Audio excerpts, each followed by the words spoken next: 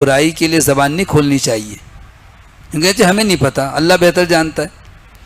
تو رسول اللہ صلی اللہ علیہ وسلم کو اللہ نے فرمایا کہ یہ لوگ تو چاہتے تھے کہ آپ سے غلط فیصلہ کروائیں، لیکن اللہ تعالیٰ نے آپ کو بچا لیا۔ وَلَوْلَا فَضْلُ اللَّهِ عَلَيْكَ وَرَحْمَتُهُ، اللہ کا فضل اور رحمت نہ ہوتی تو آپ ان کی باتوں میں آ کر غلط فیصلہ کر دیتے، یہودی کو سزا دے دیتے، حالانکہ وہ بے قصور تھا۔ صرف اس وجہ سے کہ وہ یہودی ہے اس لیے جرم اس پہ ڈال دیں، اور چونکہ یہ ہمارا آدمی ہے لہذا سارے لوگ اٹھ کھڑے ہوئے، نہیں یہ تو قصور کر نہیں سکتا۔ تو اللہ نے فرمایا وَكَانَ فَضْلُ اللَّهِ عَلَيْكَ عَظِيمًا، آپ پر اللہ کا فضل بہت بڑا ہے۔ اگر کوئی اور ہوتا تو غلط فیصلہ کر چکا ہوتا، کیونکہ ایک طرف ایک یہودی ہے، دوسری طرف اتنے سارے لوگ ہیں، سب مسلمان ہیں۔ کہتے ہیں بنو عبیرق قبیلے کے ایک شخص کے بارے میں یہ واقعہ تھا، اور اس کی پھر تفصیل حدیث میں موجود ہے۔ اسی لیے فرمایا لا خیر فی کثیر من نجواہم، ایک دوسرے سے کانا پھوسی اور سرگوشی کرنے میں خیر نہیں ہوتی کہ جی تم پتہ ہے ہمارا آدمی ہے اس کی حمایت کرو ذرا، تو سب بولنا شروع ہو گئے۔ الا من امر بصدقۃ، مگر وہ شخص جو صدقہ خیرات کا حکم دے، او معروف یا نیکی کا حکم دے، او اصلاح بین الناس یا لوگوں کے درمیان اصلاح کا حکم دے، تو اس میں خیر ہے کہ جی دو بھائیوں میں ناراضگی ہے، چلو ان کو صلح کرا دیتے ہیں۔ تو رسول اللہ صلی اللہ علیہ وسلم نے فرمایا کہ دو مسلمانوں میں صلح کے لیے اگر جھوٹ بولنا پڑے تو وہ شخص جھوٹا نہیں ہے، گناہ نہیں ہوگا، لیکن سچ بول کر کے دو مسلمانوں میں نفرتیں پھیلائے تو وہ مجرم ہے، وہ چغل خور ہے، وہ جہنم میں جائے گا۔ وَمَن يَفْعَلْ ذَلِكَ ابْتِغَاءَ مَرْضَاتِ اللَّهِ فَسَوْفَ نُؤْتِيهِ أَجْرًا عَظِيمًا، اور جو شخص ایسا عمل کرے یعنی نیکی کا حکم دے، بھلائی کا حکم دے، صدقے کا حکم دے، مسلمانوں میں صلح کرانا چاہے، شرط یہ ہے کہ وہ یہ کام کرتا ہے ابتغاء مرضات اللہ، اللہ کی خوشنودی حاصل کرنے کے لیے، یہ کام اللہ کی رضا کے لیے، تو فسوف نؤتی اجرا عظیم، ہم اسے جلد اجر عظیم عطا کریں گے، بہت بڑا بدلہ دیں گے۔ ومن یشاقق الرسول من بعد ما تبین له الہدی، اور جو رسول اللہ صلی اللہ علیہ وسلم کی مخالفت کرے اس کے بعد کہ اس کو پر ہدایت واضح ہو گئی، وَيَتَّبِعْ غَيْرَ سَبِيلِ الْمُؤْمِنِينَ، اور مسلمانوں کا راستہ چھوڑ کر کسی اور راستے کی پیروی کرے۔ یہاں پر سبیل المومنین سے مراد صحابہ ہیں، صحابہ کا راستہ چھوڑ کر اللہ نے ان کو مسلمان کہا، ان کو مومن کہا، ان کے راستے کو چھوڑ کر کوئی اور راستہ اپنائے، نُوَلِّهِ مَا تَوَلَّى، تو ہم اسے اسی طرف پھیر دیں گے جدھر وہ جانا چاہے، وَنُصْلِيهِ جہنم، اور جہنم میں داخل کریں گے، وَسَاءَتْ مَصِيرًا، بہت برا ٹھکانہ ہے۔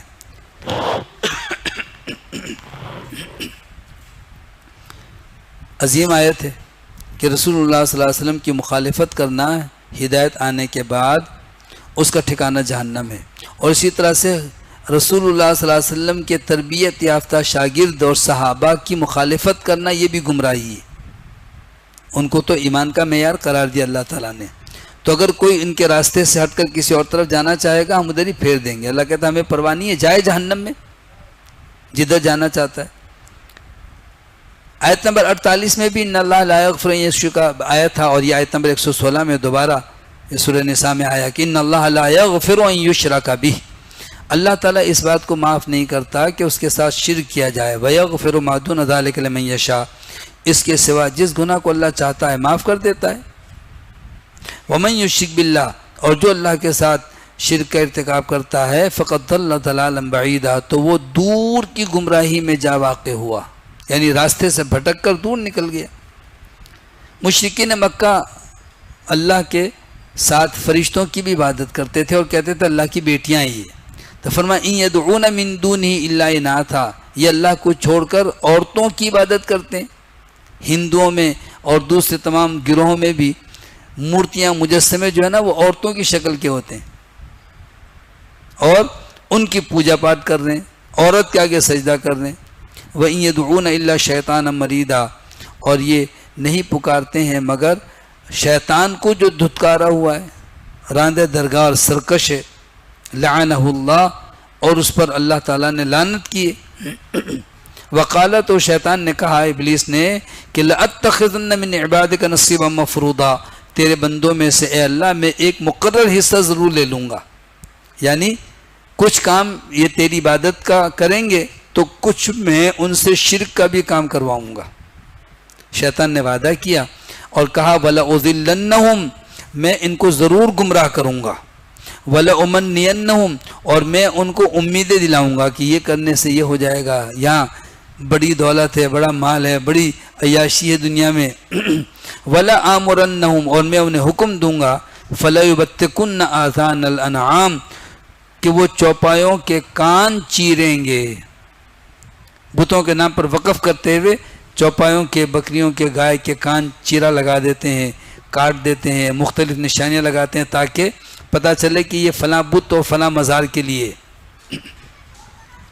وَلَآمُرَنَّهُمْ، اور میں انہیں حکم دوں گا، فَلَيُغَيِّرُنَّ خَلْقَ اللَّهِ، کہ وہ اللہ کی تخلیق کو تبدیل کر دیں۔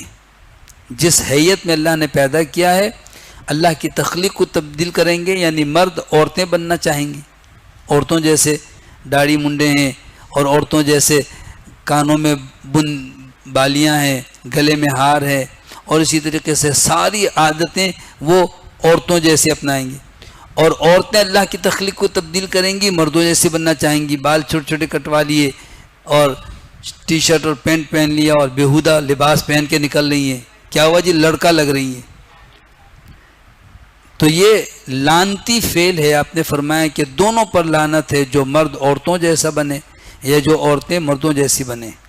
تو شیطان نے یہ وعدہ کیا تھا، اس کا ارادہ ظاہر کیا کہ وَلَآمُرَنَّهُمْ، میں ان کو حکم دوں گا، فَلَيُغَيِّرُنَّ خَلْقَ اللَّهِ، کہ وہ اللہ کی بناوٹ میں رد و بدل کریں، تبدیل کریں۔ بات یہ ہے وَمَن يَتَّخِذِ الشَّيْطَانَ وَلِيًّا مِن دُونِ اللَّهِ، اللہ کو چھوڑ کر جس نے بھی شیطان کو اپنا دوست بنائے اور اس کے ساتھ تعلق رکھا تو فقط خسر خسران مبینہ، وہ تو یقیناً واضح نقصان میں جا پڑا۔ شیطان اسے دین کی رہنمائی کے لیے تھوڑی کہے گا، شیطان تو اکسائے گا۔ یعدہم، شیطان تو ان سے وعدے بھی کرتا ہے، ویمنیہم، اور بڑی بڑی امیدیں بھی ان کو دلاتا ہے، لیکن وما یعدہم الشیطان الا غرورا، شیطان کے سارے وعدے فریب اور جھوٹ کے سوا کچھ نہیں ہیں، دھوکے کے وعدے ہیں۔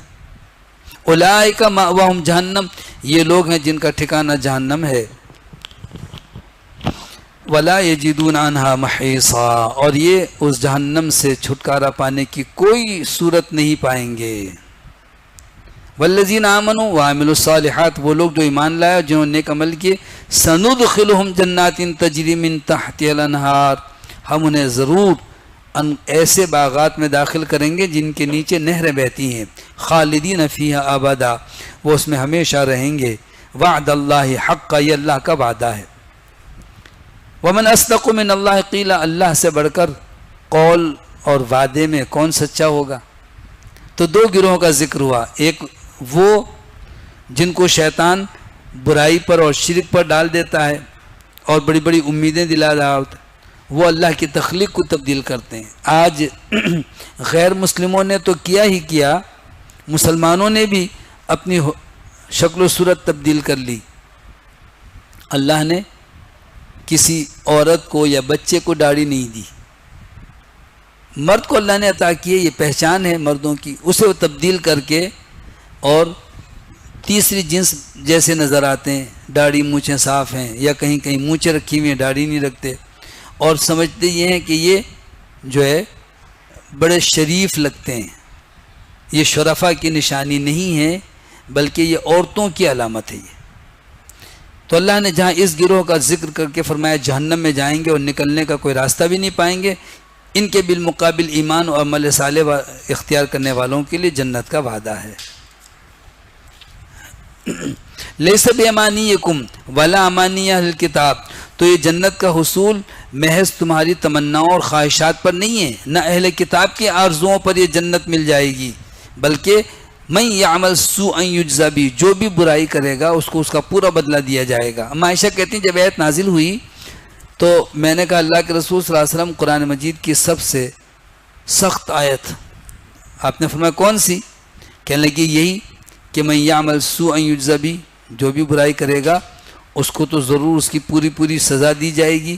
یہ تو بہت تکلیف دہ بات ہے کہ ایک شخص جو ہے نا وہ برائی کرتا ہے اس کو سزا ملے گی۔ فرمایا عائشہ یہ مطلب نہیں ہے، بلکہ مومن کو جو تکلیف پہنچتی ہے، بخار ہے، بیماری ہے، کانٹا چبھ جائے، ٹھوکر لگ جائے، تو اللہ نے فرمایا یہ اس کی برائی کی سزا ہے جو دنیا میں دے کر کے اللہ تعالیٰ اس کے گناہوں کو معاف کر دیتا ہے۔ من یعمل سوءا یجزا بہ، جو برائی کرتا ہے اس کا پورا بدلہ اس کو دیا جائے گا۔ یعنی مسلمان کو دنیا میں تکلیف کا پہنچنا رحمت کا باعث ہے، اس کے گناہ معاف ہوتے ہیں۔ اس لیے فرمایا کہ جس کو دنیا میں کوئی تکلیف نہیں پہنچتی وہ نقصان میں ہے۔ بخار کو کسی صحابی نے برا بھلا کہا، فرمایا یہ تو گناہوں کو ایسے دور کرتا ہے جیسے پتے پتجھڑ کے موسم میں، موسم خزاں میں پتے گرتے ہیں۔ وَلَا يَجِدْ لَهُ مِن دُونِ اللَّهِ وَلِيًّا وَلَا نَصِيرًا، اور وہ اللہ کے سوا نہ تو کوئی دوست پائیں گے اور نہ کوئی مددگار۔ وَمَن يَعْمَلْ مِنَ الصَّالِحَاتِ مِن ذَكَرٍ أَوْ أُنثَىٰ وَهُوَ مُؤْمِنٌ، اور جو شخص مرد ہو یا عورت ایمان کی حالت میں نیک عمل اختیار کرے گا، وَهُوَ مُؤْمِن، شرط یہ ہے کہ ایمان والا ہو، تو فَأُولَٰئِكَ يَدْخُلُونَ الْجَنَّةَ وَلَا يُظْلَمُونَ نَقِيرًا، یہ لوگ وہ ہیں ان قریب جنت میں داخل ہوں گے اور ان پر ذرے برابر بھی ظلم نہیں کیا جائے گا۔ کسی موقع پر خواتین نے درخواست کی کہ اللہ کے رسول صلی اللہ علیہ وسلم، قرآن میں مردوں کا تذکرہ ہے، عورتوں کا تو ذکر ہی نہیں ہے، عورت بھی نماز پڑھتی ہے، عورت بھی روزے رکھتی ہے، عورت بھی حج کرتی ہے، تلاوت کرتی ہے، ہر جگہ اللہ نے مردوں کا ذکر کیا۔ تو اس کے جواب میں یہ اور اس جیسی آیتیں نازل ہوئی کہ نیک عمل کرنے والے سے مراد خالی مرد نہیں ہے، بلکہ جو بھی نیک عمل کرے گا، مرد ہو یا عورت، وَمَن يَعْمَلْ مِنَ الصَّالِحَاتِ مِن ذَكَرٍ أَوْ أُنثَىٰ، چاہے وہ مرد ہو یا عورت، تو اس کو جو ہے اللہ کی طرف سے ثواب پورا دیا جائے گا۔ وَمَنْ أَحْسَنُ دِينًا مِمَّنْ أَسْلَمَ وَجْهَهُ لِلَّهِ، اور اس سے اچھا دین کس کا ہوگا؟ دین میں اس شخص سے بہتر کون ہے جس نے اپنا وجود اللہ کے سپرد کر دیا۔ اسلم وجہ للہ کا مطلب تو ہے کہ اپنا چہرہ اللہ تعالیٰ کی طرف جھکا دیا، سپرد کر دیا۔ مقصد یہ ہے کہ وہ اللہ کا تابعدار بن گیا، اللہ کے ہر حکم پر عمل کرنے والا ہے۔ وَهُوَ محسن، اور وہ نیکی کرنے والا، اخلاص کے ساتھ عبادت کرنے والا ہو۔ وَاتَّبَعَ مِلَّةَ إِبْرَاهِيمَ حَنِيفًا، اور ملت ابراہیم کی پیروی کی جو کہ یکسو ہو کر ایک اللہ کی عبادت کرنے والے تھے، تو اس سے بہتر کوئی شخص نہیں ہے۔ وَاتَّخَذَ اللَّهُ إِبْرَاهِيمَ خَلِيلًا، اللہ نے ابراہیم کو اپنا خلیل اور دوست بنایا۔ نبی کریم صلی اللہ علیہ وسلم نے فرمایا کہ اللہ نے تمہارے ساتھی کو بھی خلیل بنایا، یعنی صرف ابراہیم اور رسول اللہ صلی اللہ علیہ وسلم یہ دو اللہ کے خلیل ہیں۔ ایک روایت میں آپ نے فرمایا کہ اگر اہل زمین میں سے کسی کو میں اپنا خلیل بناتا، لو کنت متخذا من اہل الارض خلیلا لاتخذت ابا بکر خلیلا، تو ابو بکر کو میں خلیل بناتا۔ خلیل کا معنی ہے کہ دل میں اس کی محبت کے بعد کسی کے لیے جگہ خالی نہیں ہے، اتنی محبت، جیسے کہتے ہیں جگری دوست۔ تو عام طور پر لوگ تو بہت سو کہتے ہیں میرا جگری دوست ہے، میرا لنگوٹیا ہے نا، لیکن رسول اللہ صلی اللہ علیہ وسلم فرماتے ہیں میں نے ایسا کسی کو دوست نہیں بنایا۔ صاحبکم خلیل اللہ، تمہارا یہ ساتھی اللہ کا خلیل ہے۔ تو اللہ نے ابراہیم علیہ السلام کو بھی خلیل بنایا اور رسول اللہ صلی اللہ علیہ وسلم کو بھی خلیل بنایا۔ وَلِلَّهِ مَا فِي السَّمَاوَاتِ وَمَا فِي الْأَرْضِ، اور جو کچھ آسمانوں میں ہے اور جو کچھ زمین میں ہے سب اللہ کی ملکیت۔ وَكَانَ اللَّهُ بِكُلِّ شَيْءٍ مُحِيطًا، اللہ ہر چیز کا احاطہ کیے ہوئے ہے۔ وَيَسْتَفْتُونَكَ فِي النِّسَاءِ، یہ لوگ عورتوں کے بارے میں آپ سے سوال کرتے ہیں۔ قل کہہ دیجئے اللہ یفتیکم فیہن، ان عورتوں کے مسائل کے بارے میں اللہ تعالیٰ تم کو فتویٰ دیتا ہے اور ان مسائل کا تذکرہ کرتا ہے۔ وما یتلی علیکم فی الکتاب، اور تم پر اللہ کی کتاب میں جو آیتیں تلاوت کی گئیں، جو آیتیں نازل ہوئیں، فی یتام النساء، یتیم عورتوں کے بارے میں، اللاتی لا تؤتونہن، کہ جن کو تم ان کا حق یعنی مہر جو ان کا مقرر ہوا وہ نہیں دیتے ہو۔ یتیم چونکہ کوئی سرپرست ہے نہیں تو ان سے شادی کر لی، حق مہر مختصر سا رکھا، یا بڑا حق مہر اگر طے بھی کیا تھا تو دیا نہیں ہے۔ وَتَرْغَبُونَ أَن تَنكِحُوهُنَّ، اور تم چاہتے ہو کہ بغیر حق مہر کے یا مختصر حق مہر کے ان یتیم لڑکیوں سے شادی کر لو۔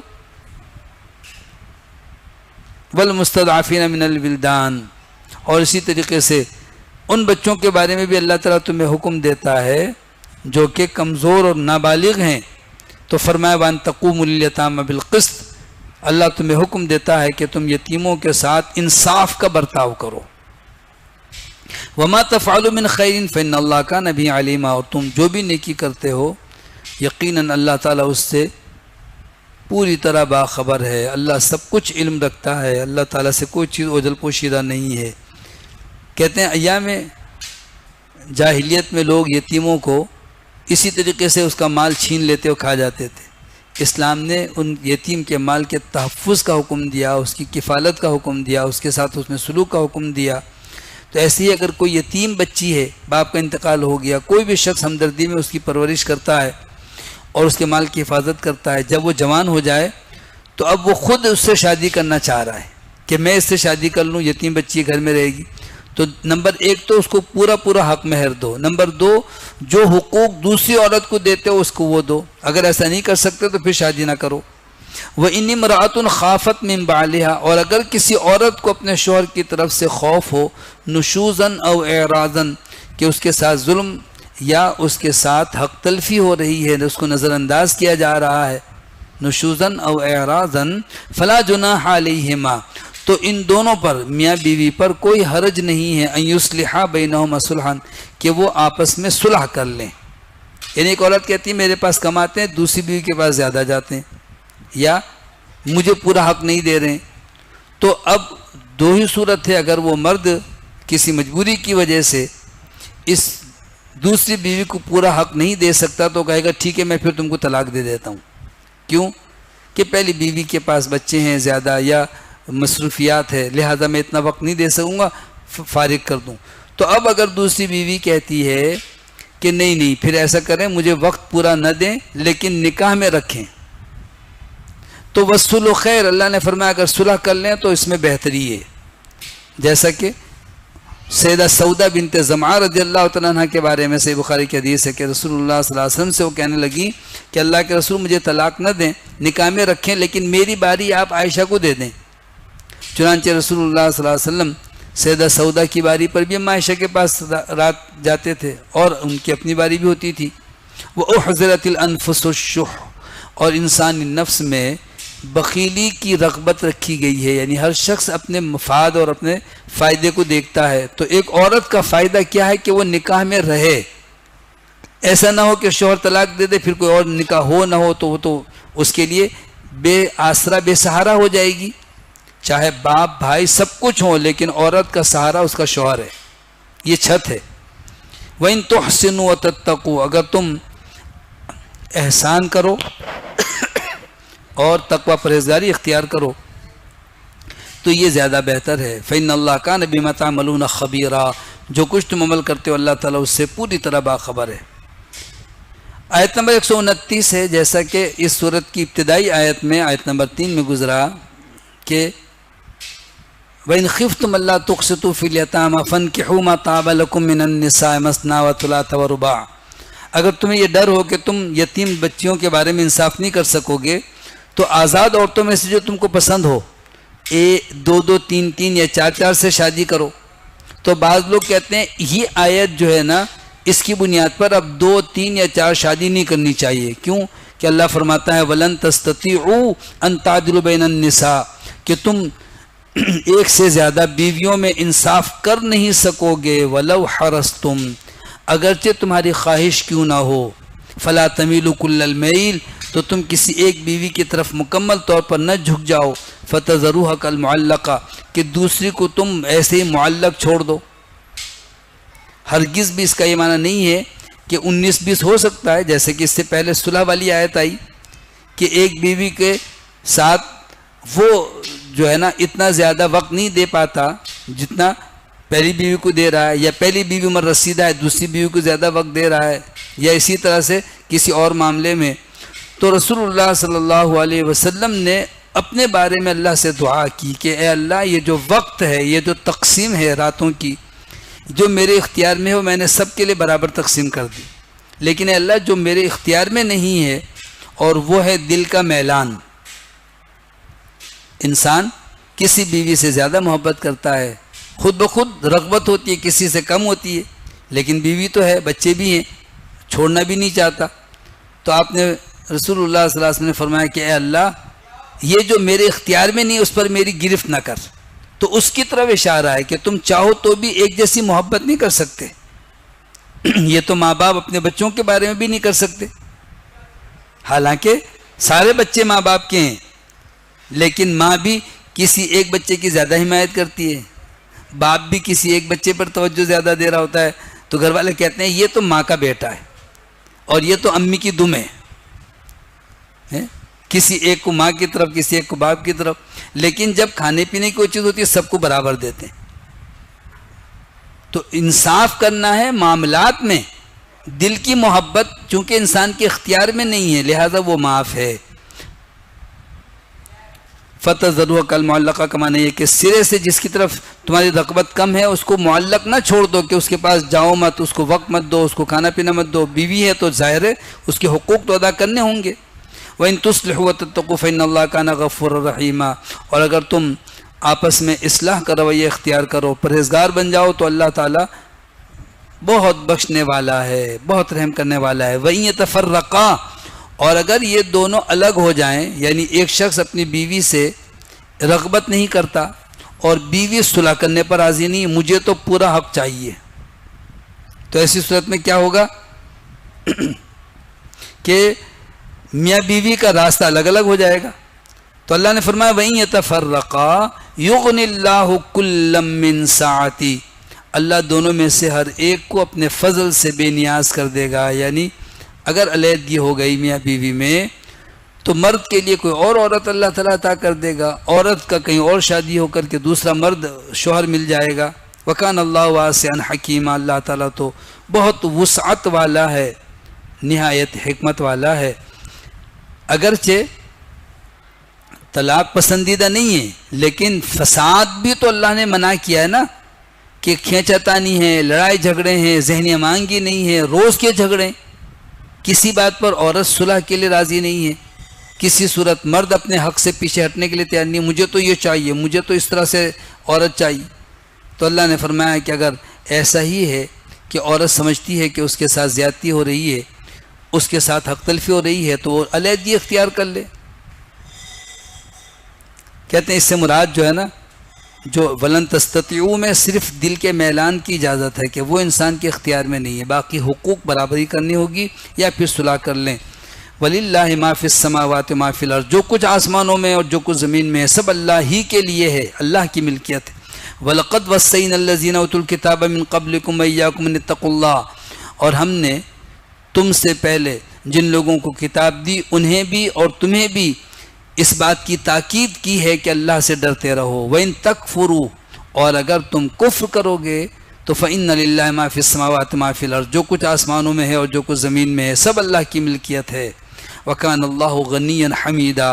اللہ تعالیٰ تو سب سے بے نیاز لائق تعریف ہے، اسے کسی کی حاجت ضرورت نہیں ہے، وہ غنی ہے سب سے، اور تعریف اس کی ہر مخلوق کر رہی ہے، تمہاری تعریف کا وہ محتاج نہیں ہے. وَلِلَّهِ مَا فِي السَّمَاوَاتِ مَا فِي الْأَرْضِ. اور جو کچھ آسمانوں میں اور جو کچھ زمین میں سب اللہ ہی کے لیے ہے. وَكَفَى بِاللَّهِ وَكِيلًا. اور بطور کارساز اللہ کافی ہے، تمہارے سارے کام سنوارنے اور بگڑی بنانے والا ہے. اِن یشاء یذہبکم. اگر وہ چاہے تو تم سب کو مٹا دے. ایھا الناس. اے لوگو. وَيَأْتِ بِآخَرِينَ. اور دوسری قوموں کو لا کر آباد کرے.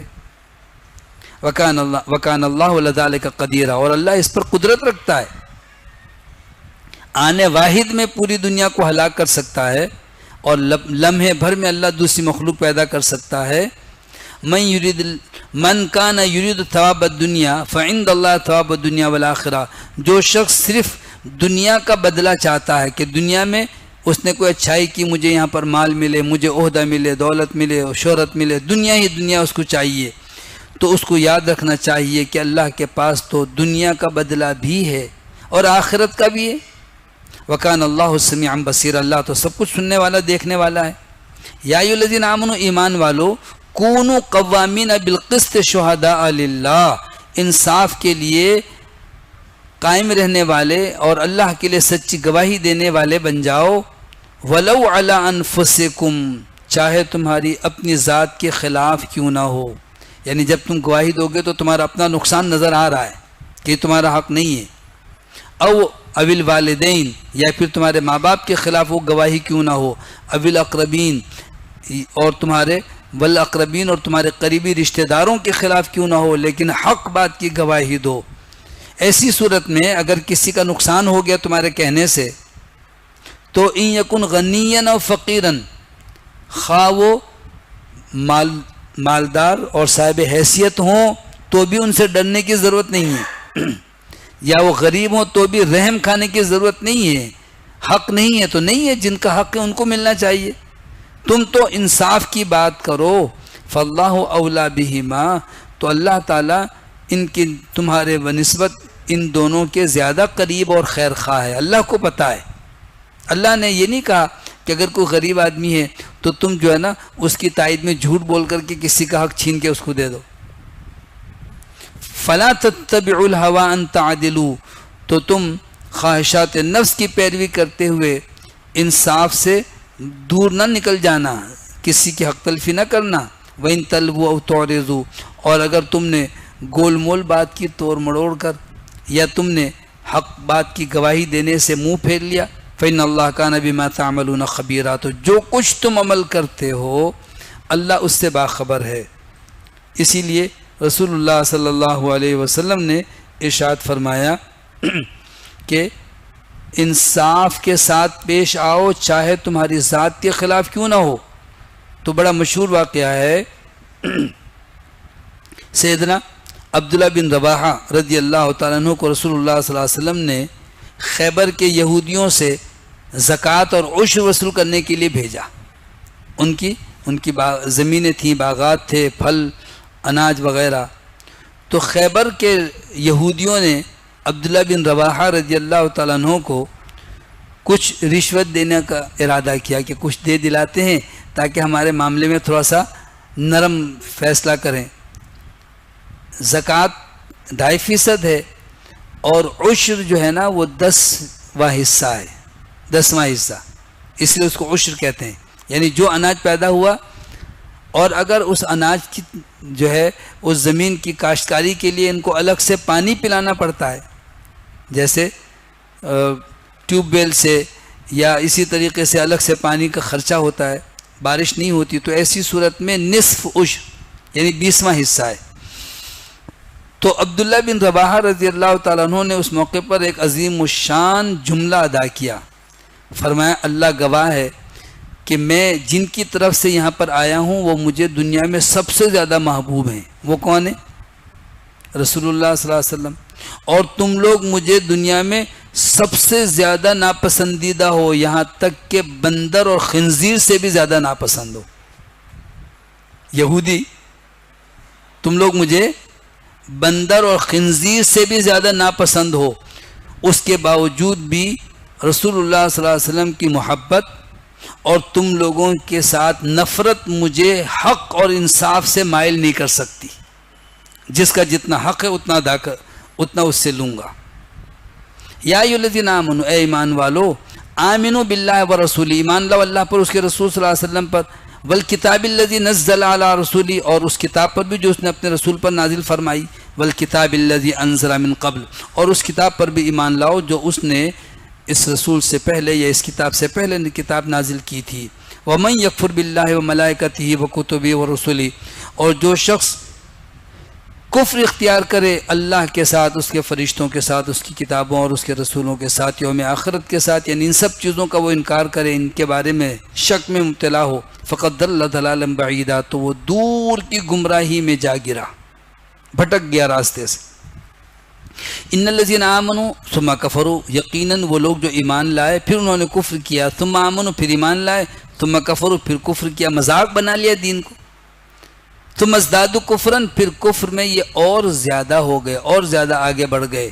لم یکن اللہ لیغفر لہم، تو اللہ ہرگز بھی انہیں معاف نہیں فرمائے گا، ولا لیہدیہم سبیلا، نہ انہیں سیدھے راستے کی ہدایت دے گا۔ یہ تو ایمان کا اظہار کرتے ہیں پھر کفر کرتے ہیں، پھر ایمان کا اظہار کرتے ہیں پھر کفر، یعنی انہوں نے مفادات دیکھا مسلمانوں میں تھوڑی سی، جیسے آج کل سیاست میں لوگ پارٹی بدلتے ہیں، ایسی منافقین بھی یہ کرتے تھے کہ جب دیکھا کہ مسلمان غالب آ رہے ہیں تو ان کے ساتھ مل گئے، دیکھا مسلمان کمزور پڑ گئے کسی جنگ میں تو کافروں کے ساتھ مل گئے، پھر ادھر پھر ادھر۔ فرمایا یہ منافقین تو ایسے ہی ہیں جیسے بکری دو ریوڑوں کے بیچ میں جو ہے وہ گھومتی رہتی ہے تاکہ کہیں ان کو کوئی بکرا مل جائے۔ یہ منافقین کی بدترین عادت ہے کہ مفادات کے لیے دین کو بیچ دیتے ہیں۔ بشر المنافقین، ان منافقوں کو بشارت اور خوشخبری دے دیجئے، بأن لهم عذابا علیما، ان کے لیے دردناک عذاب ہے۔ الذین یتخذون الکافرین اولیاء من دون المؤمنین، یہ وہ لوگ ہیں جو مسلمانوں کو چھوڑ کر کافروں کو دوست بناتے ہیں۔ ایبتغون عندهم العزہ، تو کیا یہ ان کافروں کے پاس عزت تلاش کرتے ہیں کہ ان کی وجہ سے ان کو عزت ملے گی؟ فإن العزة للہ جمیعا، تو عزت تو تمام کے تمام اللہ ہی کے اختیار میں، اللہ کے پاس ہے۔ وقد نزل علیکم فی الکتاب، اس کتاب میں تم پر پہلے یہ آیت نازل ہو چکی، یعنی اس سے قبل وہ آیت نازل ہوئی تھی جس میں اللہ تعالیٰ نے فرمایا کہ وَإِذَا رَأَيْتَ الَّذِينَ يَخُوضُونَ فِي آيَاتِنَا، سورہ انعام کی آیت نمبر 68، اس کی طرف اشارہ ہے کہ کتاب میں ہم یہ بات تم پر اللہ نے نازل فرمائی، ان اذا سمعتم آیات اللہ، کہ تم اللہ کی آیتوں کے بارے میں سنو کہ یکفر بہا، اس کا کفر کیا جا رہا ہے، انکار کیا جا رہا ہے، ویستہزأ بہا، اور اس کا مذاق اڑایا جا رہا ہے، فلا تقعدوا معهم، تو تم ان ایسے لوگوں کے ساتھ بیٹھو بھی مت۔ اگر طاقت و قوت ہے پھر تو ہاتھ سے روکو، یہ نہیں کر سکتے تو زبان سے ان کو کہو کہ اللہ کی آیتوں کا مذاق نہیں ہوگا، اور اگر تم اتنے کمزور ہو کہ نہ ہاتھ سے روک سکتے ہو نہ زبان سے، تو اٹھ کر چلے جاؤ وہاں سے۔ ہر گناہ میں یہی ہونا چاہیے، جہاں پر بھی کہیں گانے ہوں، کہیں شرکیہ کفریہ نعرے ہوں، کہیں اس طرح کی بیہودہ مجلسیں ہوں، فلا تقعدوا معهم، تم ان کے ساتھ نہ بیٹھو، حتی یخوضوا فی حدیث غیری، یہاں تک کہ وہ کسی اور بات میں مصروف ہو جائیں، کسی اور موضوع پر بات کرنے لگیں۔ اگر ایسا نہ کیا تو انکم اذا مثلہم، ورنہ تو تم اس وقت انہی جیسے کہو گے، یعنی مذاق اڑانے والے بھی مجرم ہیں اور ان کے ساتھ وہاں بیٹھنے والے بھی اس جرم میں شریک ہیں، خاموش تماشائی بن کر۔ ان اللہ جامع المنافقین والکافرین فی جہنم جمیعا، یقیناً اللہ منافقوں اور کافروں کو جہنم میں اکٹھا کرنے والا ہے۔ دنیا میں تو بظاہر یہ الگ الگ ہیں، منافقین مسلمانوں کے پاس آ جاتے ہیں، کبھی ادھر جاتے ہیں، لیکن آخرت میں یہ مسلمانوں کے پاس نہیں آ سکیں گے، بلکہ منافقین کافروں کے ساتھ جہنم کا ہی ایندھن بننے والے ہیں۔ الذین، یہ وہ لوگ ہیں، یتربصون بکم، جو تمہارے بارے میں انتظار کرتے رہتے ہیں، یعنی برے انجام کا، کہ کب تم شکست کھاؤ، کب تمہیں نقصان پہنچے اور یہ کافروں کی گود میں جا کے بیٹھ جائیں اور ان سے مفادات حاصل کریں۔ فَإِن كَانَ لَكُمْ فَتْحٌ مِّنَ اللَّهِ، اگر اللہ کی طرف سے تمہیں فتح میسر آتی ہے، قالوا، تو کہتے ہیں، أَلَمْ نَكُمْ مَعَكُمْ، کیا ہم تمہارے ساتھ نہیں تھے؟ ہم تو تمہارے ساتھ ہی ہیں۔ وَإِن كَانَ لِلْكَافِرِينَ نَصِيب، اور اگر کافروں کے حصے میں کچھ غلبہ لکھا ہوا ہو اور وہ حاوی اور غالب آ جائیں، قالوا، تو کہتے ہیں، أَلَمْ نَسْتَحْوِذْ عَلَيْكُمْ وَنَمْنَعْكُمْ مِنَ الْمُؤْمِنِينَ، کیا ہم تم پر غالب نہیں آنے لگے تھے؟ یعنی ہم تو چاہتے تم کو مارتے، لیکن ہم نے تو خود ہاتھ نرم رکھا تھا، اور بلکہ ہم نے تمہیں مسلمانوں سے بچایا نہیں ہے، یعنی تم جو بچ گئے ہو اور جیت گئے ہو اس میں ہمارا کمال ہے۔ یہ منافقین کا طرز عمل۔ فاللہ یحکم بینکم یوم القیامہ، تو اللہ قیامت کے دن تمہارے درمیان فیصلہ فرمائے گا۔ وَلَن يَجْعَلَ اللَّهُ لِلْكَافِرِينَ عَلَى الْمُؤْمِنِينَ سَبِيلًا، اور اللہ کافروں کو مومنوں کے خلاف ہرگز کوئی راستہ عطا نہیں کرے گا کہ منافقین جو ہے یا کافر وہ اس طریقے سے غالب آ جائیں مسلمانوں پر کہ مسلمانوں کا صفحہ ہستی سے نام مٹا دیں، ایسا نہیں ہوگا۔ لن یجعل اللہ للکافرین علی المؤمنین سبیلا، اس جیسی آیت کا معنی یہ ہے کہ کلی طور پر مسلمانوں کو کوئی دشمن ختم نہیں کر سکتا، لیکن ہاں وقتی طور پر تو غلبہ ہوتا ہے کافروں کو، اور یہ اس وقت بھی ہوتا ہے جب مسلمان کمزوری دکھائیں۔ مسلمان دین پر عمل کرنے میں کوتاہی کریں گے اور اللہ کے دین کو چھوڑ دیں گے تو کافروں کا پلڑا بھاری ہو جائے گا۔ چھوٹی سی غلطی پر بھی کافر جو ہے نا مسلمانوں کو نقصان پہنچانے والے ہوتے ہیں۔ ان المنافقین یخادعون اللہ وهو خادعهم، منافقین تو اللہ کو دھوکہ دے رہے ہیں، حقیقت میں یہ اپنے آپ کو دھوکہ دیتے ہیں۔ وهو خادعهم، وہ اللہ کو دھوکہ کیا دیں گے؟ اللہ تعالیٰ تو جانتا ہے سب کچھ، لیکن اللہ ان کے ساتھ ایسا معاملہ کرتا ہے کہ ان کے ان مکر و فریب پر اللہ تعالیٰ نے پردہ ڈالے رکھا، ظاہر نہیں ہونے دیا. وَهُوَ خَادِعُهُمْ، تو اللہ تعالیٰ انہیں دھوکے میں ڈالنے والا ہے. یعنی اللہ نے ان کو منافقت پر پردہ فاش نہیں کیا، سزا نہیں دی، چلنے دیا، آخرت میں سزا ملے گی. تو منافقین کا طرز عمل یہ ہے وَإِذَا قَامُوا إِلَى الصَّلَاةِ قَامُوا كُسَالَىٰ، نماز کے لیے کھڑے ہوتے ہیں تو کاہل اور سست، ایسے بالکل گردن جھکی ہوئی، ایسا بالکل کاہل سست، ایسا لگتا ہے جیسے بھی جان نکل جائے گی. اور دنیا میں چاقو چوبند. تو معلوم کیا ہوا کہ نماز میں چاقو چوبند ہو کر کے، پوری تندہی کے ساتھ، دماغ کو حاضر کر کے، دل سے، یہ اس طرح سے نماز کیوں پڑھتے ہیں؟ یراؤن الناس، صرف لوگوں کو دکھانے کے لیے. کوئی یہ نہ کہے تم تو نماز بھی نہیں پڑھتے، تو لوگوں کو باور کرانے کے لیے کہ ہم مسلمان ہیں، دیکھو نماز کے لیے تو ہم آئے تھے. ولا یذکرون اللہ الا قلیلا، اور تیسرا عیب ان کا یہ ہے کہ اللہ کا ذکر بہت ہی کم کرتے ہیں، ورنہ منہ بند. جبکہ ذکر اللہ تو زبان سے ہے. صحابہ کہتے ہیں ظہر اثر میں بھی ہم نے دیکھا کہ آپ تلاوت کرتے ہیں، کس طرح سے کہ ہونٹ اور زبان کی جنبش، یعنی آپ پڑھ رہے تھے. تو منافقین جو ہے وہ اپنے آپ کو دھوکہ دیتے ہیں اور مسلمانوں کے ساتھ اس طرح کا برتاؤ کر رہے ہوتے ہیں کہ جیسے ہم مسلمان ہیں. اللہ نے فرمایا مذبذبین بین ذالک، یہ تو کفر اور اسلام کے درمیان مذبذب ہیں، تردد کا شکار ہیں کہ ادھر جائیں یا ادھر، کبھی ادھر کبھی ادھر. کیوں کہ لا الہ الا ولا الہ الا، نہ پورے طور پر یہ یہودیوں کے ساتھ ملے ہوئے ہیں، نہ پورے طور پر مسلمانوں کے ساتھ ملے ہوئے ہیں. جہاں مفاد نظر آئے تو مسلمانوں کی ہم وہاں ملاتے ہیں، اگر ادھر فائدہ نظر آئے تو ان کے ساتھ مل جاتے ہیں. وَمَن يُضْلِلِ اللَّهُ فَلَن تَجِدَ لَهُ